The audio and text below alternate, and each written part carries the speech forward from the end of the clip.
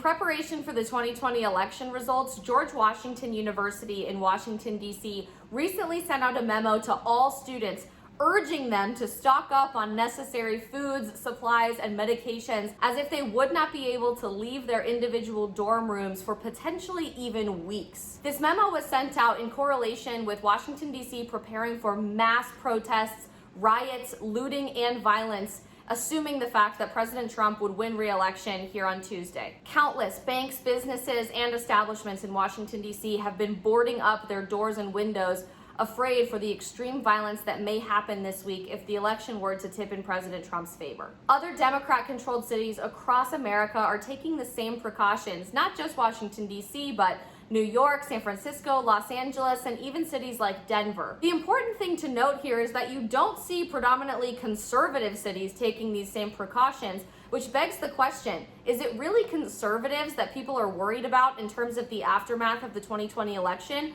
Or is it the violent and radical left when it comes to groups like BLM Inc. and Antifa? The fact that college students need to be forewarned by their university administration to stay inside their dorms for days or even weeks with non-perishable food items and their medications just in case mass hysteria were to break out, resembling something like the purge in our country after the 2020 election, is so disheartening. College students have been through enough this year when it comes to this election, the extreme political polarization in our country, and the COVID-19 pandemic. The fact that more Americans can't get over the political divide between us and instead resort to tactics like burning down buildings, stealing from cash registers, and even point-blank shooting people they disagree with, as we've seen in Portland and Denver, is completely unacceptable. As we round the corner into Election Day, we're looking forward to receiving the results of this very monumental and crucial election in our country's history.